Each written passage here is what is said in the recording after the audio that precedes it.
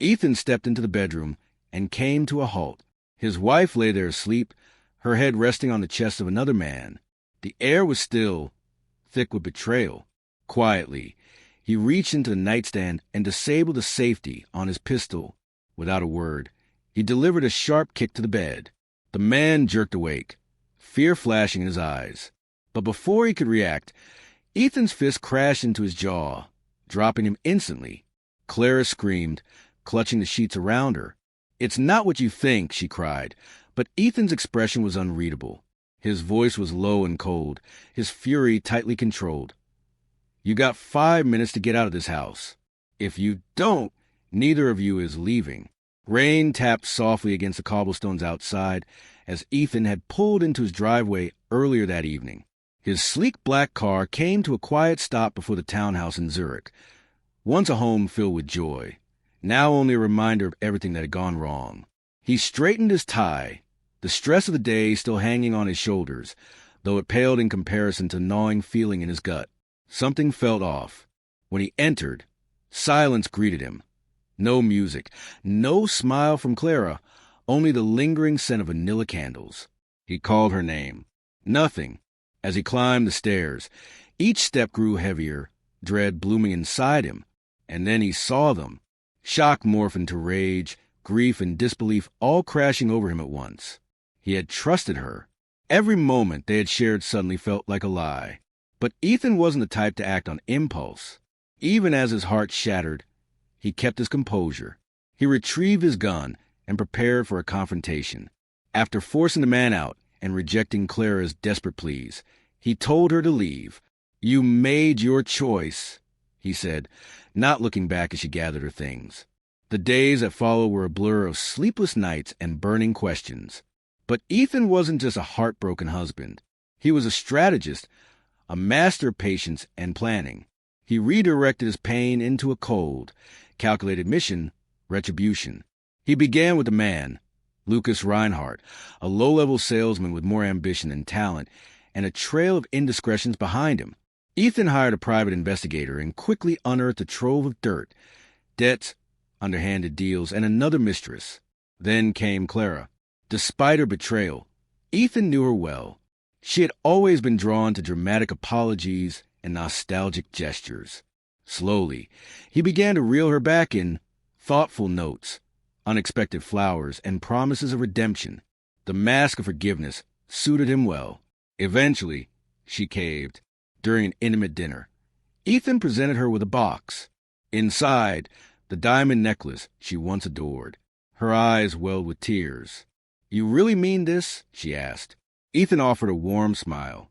"We deserve another chance." But what Clara didn't know was that Ethan's revenge was unfolding with every passing moment.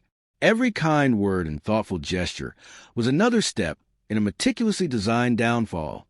He said nothing of what came next. No warnings, no clues. Just the promise of a storm neither she nor Lucas would see coming until it was far too late. Ethan had been quietly laying the groundwork for months. Lucas's business was crumbling piece by piece, and Clara seemed constantly on edge, unaware that the unease shadowing her came from Ethan's deliberate actions. He had tipped off a private investigator, who in turn notified Lucas's creditors and employer about his shady dealings. Every move Ethan made was deliberate, but not without risk. His hand shook the first time he sent an anonymous tip, aware that a single mistake could unmask him. The investigator cautioned him. Lucas wasn't just a fraud. He had ties to dangerous people. But Ethan pressed on. Late one night, while reviewing a stack of evidence, his phone lit up with a chilling message. "You should stop while you're ahead." Fear crept in, but only for a moment. Ethan was committed. And within weeks, Lucas lost everything, his job, his finances, and his standing. Ethan used the chaos to set the stage for something grand. He organized an elegant gathering under pretense of celebrating a fresh start with Clara. The venue was opulent. Guests were dressed to impress, and Clara's excitement was genuine. She believed their relationship had turned a corner. As the evening reached its peak, Ethan took the microphone. His hands were damp, and his pulse raced as he looked out over the sea of familiar faces. Clara sat up front, her smile glowing with hope. The atmosphere buzzed with expectancy. Then silence. Ethan's voice cut through the quiet. He thanked everyone for coming and hinted that the evening wasn't just about celebration, but about truth. A screen behind him flickered to life, displaying damning photos of Clara and Lucas in private moments. Gasps echoed through the room as murmurs rippled outward. Clara's face drained of color. Ethan stood firm, his voice steady. He thanked her for the lessons in betrayal and turned to the guests once more, closing the night with a simple farewell. He walked off stage as Clara sat frozen, her reputation unraveling before her. In the weeks that followed, Ethan filed for divorce. He liquidated their shared home, donating Clara's treasured designer wardrobe to charity. The profits helped launch a mentorship program for up-and-coming entrepreneurs, something Ethan had long dreamed of doing. Clara tried reaching out, her messages ignored, her calls blocked. Desperate, she appeared uninvited at his workplace, sobbing and clutching a handwritten letter.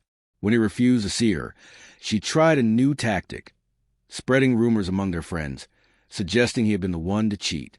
But the damage had been done, and no one bought into her story. Lucas, meanwhile, faded into the background, disgraced and forgotten.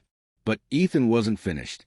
Knowing how much Clara treasured her rare art collection, he used the divorce proceedings to have the pieces seized and auctioned, funneling the funds directly into his program.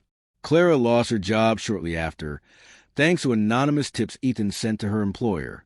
An internal probe confirmed suspicions about her behavior, and the fallout was swift. With every attempt to regain control, Clara only sank deeper. Her once flawless image now lay in ruins. Alone and without allies, she was a shell of who she'd once been. Ethan, on the other hand, rebuilt from the ground up. He poured himself into his work, into helping others, and into becoming the person he wanted to be. Standing on the balcony of his new high-rise apartment, city lights sprawling before him, he finally felt something he hadn't in a long time: peace. This wasn't about revenge anymore. It was about reclaiming power, finding closure, and rising from devastation. Sometimes the deepest wounds teach us the most about resilience. And in the end, Ethan learned that freedom doesn't come from hurting others. It comes from letting go,